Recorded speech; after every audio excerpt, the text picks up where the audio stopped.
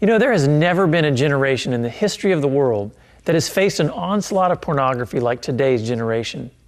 With its unbridled proliferation made possible by the internet, the average age of first-time exposure has dropped like a rock.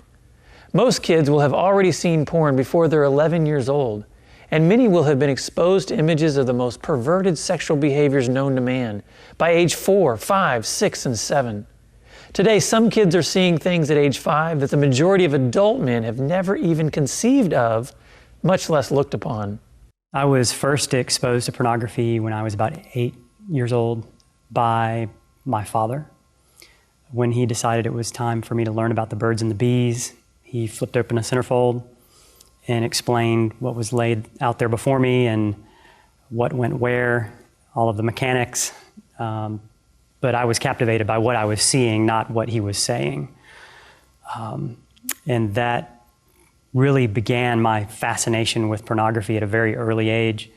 Also began using pornography not very much after that, but had gone probably about nearly 4 years without pornography or masturbation, and certainly without drugs. Drugs was one of those things that God kind of lifted out of my life, and I haven't struggled with since.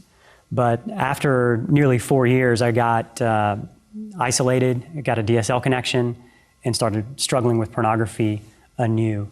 And this time it was worse, because prior to that it was magazines and maybe videos that you would have to order.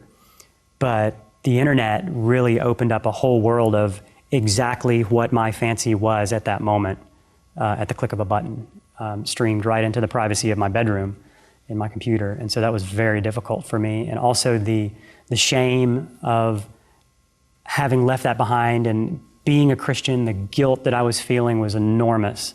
I felt all that I knew was that God had done some amazing things in my life at that point. All of the Bible school training just went away. From an emotional standpoint, certainly, it felt like it was of no use to me whatsoever if I was struggling with this sin in such a way. And about the same time, I met my wife, or the woman who would become my wife. And in an amazing, graceful way, I shared with her just a few months into our dating relationship that I was struggling with pornography. And she didn't shame me for it. She didn't guilt me for it. She really didn't understand the danger that was there. I felt even more alone after that. I fully expected her to blast me and to dump me right away, but she didn't. And so I was left to deal with that. Well, now what do? I have a girlfriend, I'm struggling with pornography and masturbation, and I knew I shouldn't do this, it's a sin, and so forth and so on. But life went on, and I got married. A couple of years after we met, we got married. And then 4 months after we got married, we landed in a counselor's office because our marriage was just not working in that short of a period of time. So it was then that the idea of porn addiction was first brought to me by the counselor that we were seeing.